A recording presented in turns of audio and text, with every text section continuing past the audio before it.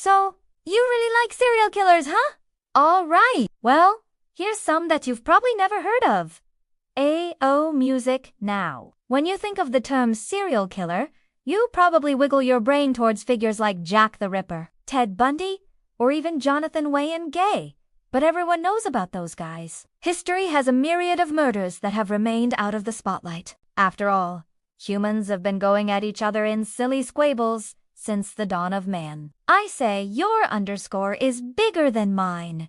How about you? Oh, you dumb underscore. But first, we have to ask ourselves, what exactly is a serial killer? Well, according to the FBI, the definition has shifted its criteria across the years with differing requirements for the number of victims, motives, and all that jazz. But the current definition as it stands is someone who forces at least 3 people to cash in their life insurance policies in 3 separate times or locations, often with a cooling or premeditation period in between. So with that out of the way, our first creature that meets this criteria is when Anna Detona, more well known as Baba. She was a truly withering wicked witch back in the days of Yugoslavia. But before she was just a walking wrinkle, she was a babe in her heyday probably. But after an unfortunate encounter with an Austrian stud muffin who left her destitute, devastated, and diseased at the age of 20, Jana became reclusive, finding solace in the study of medicine and chemistry. She became quickly consumed in the world of medical treatments, both conventional and homeopathic. But after years of preparing potions and lotions in solitude, Anna's father stepped in and offered some advice. Medicine good, but baby is better. Go make a baby. Many baby. And so Anna was married off to a wealthy bachelor, a much, much older wealthy bachelor, but the old geyser was still able to please her, or at least achieve the biological functions required to put a baby in her belly 11 times. But since their genetic materials seemed to be made out of a wet tissue paper, 10 of the 11 children crossed over into the shadow realm before even reaching adulthood, with Anna's husband trailing behind shortly after. With those eventful 20 years of her life shrinking into the distance of her rearview mirror, Anna returned to her studies, setting up her own chemistry lab in her now inherited estate. She gained a reputation as a healer and herbalist in the local village, providing syrups, serums, and solutions to anyone in need. She could fix coughs and colds or mend bumps and bruises. This reputation gave her the name Baba Enoa, as she was seen as the caring grandmother of the village. Her services did make her a pretty penny, enough to pay the bills and live a comfortable life. But getting on in her years in the 1920s, the 80-year-old reclusive woman's ambitions took a dark turn. She began to notice a pattern. Many of her returning customers were younger women that were victims of their marriages or their families. These women would confide in Anna about their experiences and their traumas. So, she offered a new product, a small swill of magic water that would fix their problem. This potion contained traces of arsenic and other undetectable plant toxins that, when administered to the unknowing victims, would cause them to succumb to a slow death, usually passing within a week or 2. While conversing with any interested customers, she would gather pertinent information such as height and weight so she could calculate a proper dosage. But of course, this service wasn't free. A single potion could run you between 2,000 to 10,000 Yugoslav dinars, or roughly $600 to $3,000 in today's money. But if you were desperate enough, your life savings could save your life. It is estimated that between 50 to 150 men died as a direct result of Baba Noah's magic water. Now, when there's a bunch of husbands dropping like flies around the village, things are going to get suspicious. A few of the wives were interrogated, but no one would fess up to any crime. It wasn't until 1926 that things would turn sour. After selling a swig of the magic water to a husband and wife who were desperate to and succeeded in ridding themselves of an erratic, cruel, and mega-wealthy family member, the police finally stepped in. Once a rich dude dies, then it's serious. The living members were arrested and interrogated until finally the wife caved and outed the unassuming Shaky Sr. as the mastermind behind all of the Ville's mysterious deaths. Anna was all, but the testifying defendants retaliated with a resounding Many of the Villes-New widows claimed they had no knowledge of the poison within the potions and that instead the old woman used black magic to kill them from afar. The now 91-year-old Baba Anoinka was formally arrested in 1929 and sentenced to 15 years of hard labor, or whatever hard labor the dusty old underscore could even perform. She was released just 8 years later at age 99 due to her very obviously blinkin' health bar. She died shortly after her 100th birthday in 1938. If there's a way to game a system, you can bet your fat tits that the scummiest of the scum will find ways to take advantage of it. Next on our list is Amelia Dyer, one of the UK's most infamous serial killers and one despicable excuse for a human being. And you've probably never heard of her? Back in the day, in 1800s, Great Britain, unmarried mothers kinda got shafted by the government after getting shafted by their partners. You see? In 1834, the British government struggled to keep up with the ongoing costs of feeding and housing the lower class. So, the government, acting like the toilet that it was, decided to make that underscore someone else's problem. It passed the Poor Law Amendment Act, a piece of legislature that completely overhauled the poverty relief system. It ultimately halted any government assistance to poor people who were still deemed physically able to work. Only those who were otherwise incapable of work due to physical disability or old age qualified for financial relief. This act was proposed after identifying innumerable abuses of the old system, with taxpayer pounds going to individuals who treated it as a way of life rather than a temporary safety net. The entire thing was just a big old nudge, encouraging any able-bodied poor to get to earning their keep or well die. This hit especially hard for the demographic of poor women who bore illegitimate children. Baby daddies were now off the hook for child support, and these moms were now faced with an impossible choice: either go to work to survive or stay home with the children and starve. But this is where another industry began to take root. Baby farming. You mean like cute itty-bitty babies sprouting from the earth? No, that's not how that works. Pat. But these babies would end up in the ground, with loads of single mothers forced to work to barely scrape by and workhouses having a strict UUNT, bring your child to work policy. Many of these mothers opted for adoption in hopes that their children would be better cared for with a loving family or otherwise hospitable environment. And some of those did in fact exist, but others weren't so generous. Please, sir, I want some more. Baby farms were the last resort. These desperate mothers could have their child taken off of their hands, no questions asked, for a hefty one-time fee. In exchange, the little one would be fed, clothed, and provided shelter. Or at least, that was the hope. The harsh reality, though, was that some of these baby farms were a place of cruelty and torture. And this is where Amelia Dyer comes in. She was the ringleader of such an establishment, a widow, a mother, and a trained nurse. Amelia turned to baby farming as a way to keep the candles on at night and a few biscuits on the table. And to her credit, she did initially provide legitimate care for the trembling little tykes. She actually had a long history as a caregiver, being responsible for her mentally ill mother when she was a child. But this responsibility and exposure to mental illness at such a young age took an apathetic toll on her, one that would fester and eventually manifest itself down the road, right about the time that she had a healthy supply of tumbling toddlers tearing around. And that's when the death started. Many of the children that she took in began Final Fantasy fading away from various forms of neglect or starvation. But this was all part of the plan. One less child is one less mouth to feed and one less financial burden to bear. After all, the payment was already received. So anything after that is just opportunity cost. Beginning her baby farm in 1869. It took 10 years before anyone became suspicious of her shady business plan. Local doctors took notice to the alarming number of deaths under her care and decided to intervene. Dyer was charged with neglect and sentenced to just 6 months of hard labor with any remaining children taken from her care. But that wouldn't stop her. Shortly after her release and a few spells in a mental facility, Amelia waddled off to reading to start from scratch, and it wouldn't be long before she refilled her inventory of children. Only this time, things would be more deliberate and precise. She placed advertisements in the newspaper under a false name and narrative, claiming to be a loving couple who wanted nothing more than to provide a life of love and comfort to a child they could never bear.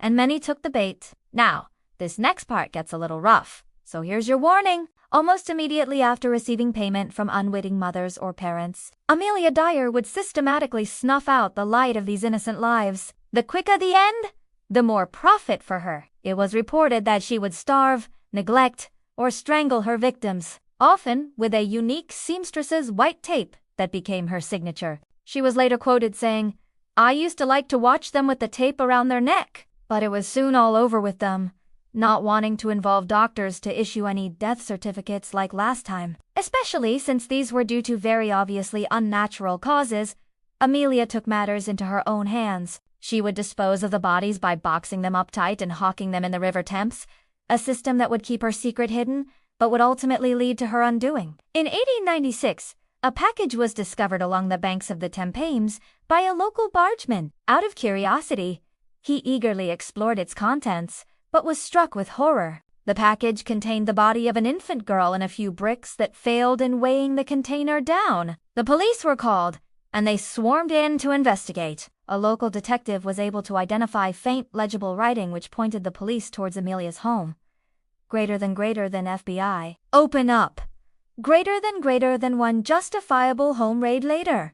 And mountains of evidence were uncovered linking Amelia to her crimes. These were adoption telegrams, pawn shop tickets for when she sold off the children's clothing, as well as numerous unanswered letters from worried mothers, all enveloped in a stench of decaying remains. Amelia Dyer was formally arrested on April 4, 1896, and the jury did not mess around. They came back with a unanimous guilty verdict in just 4 and 12 minutes. Will the jury find the defendant guilty as the combination of the insurmountable evidence gathered from her home and the rate at which she carried out her evil deeds have convinced experts on the matter that Amelia was responsible for the deaths of up to 400 children over the course of 30 years, making her one of history's most prolific serial killers. For her crimes, Amelia Dyer was hanged on June 10, 1896 at the age of 58. Hey, want to see a subliminal message? Alright. This story actually begins where it ends, with the publication of this pamphlet in 1654. This is a criminal pamphlet, sort of the precursor to modern true crime documentaries. These pamphlets would outline the life and crimes of the most notorious criminals of the age.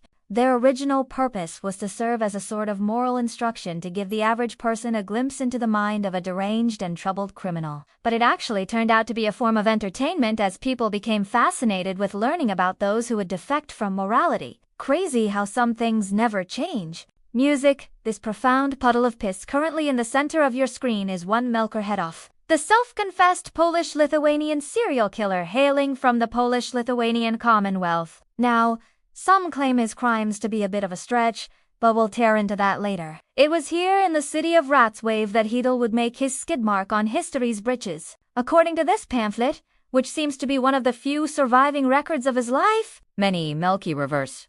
Goshian blurred into this world as a poor peasant with not a penny to his name. Being a boy of limited financial means, with a papa who was always sick and a mama who was always working, Melkor fled from home and found himself amongst a dodgy division of delinquents for survival. He would join various mercenary groups roaming the countryside after the 30 Years' War, which utterly devastated the region and just threw everything into chaos. It was within these groups that he learned the art of ambushing, the competence of combat, and the fort of firearms. With all of these brand spanking new skills in his repertoire, he turned to a life of crime. As mercenary work started to die down, he became what is known as a highwayman, robbers that would lie in wait along isolated roads for any unsuspecting travelers. You see, back then, especially in unstable times, like say, immediately after a giant war, areas between towns were relatively lawless, and you were on your own to protect yourself as well as your belongings or your loved ones.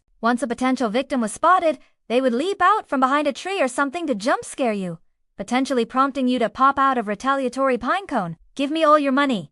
Oh my_God. You were actually considered lucky if a local bandito took the time to threaten you for your belongings because most robbers like Melkor were not so merciful. Instead, he would position himself behind cover and just stab travelers from a distance with a bullet, carving a notch in his rifle for each victim claimed. He would then loot the bodies and hide them away from the road to avoid any suspicion. This worked for a while to fill his pockets with coin and to slake his thirst for violence. But Hedhoff soon entered one of the most dangerous states of mind for a serial killer: boredom.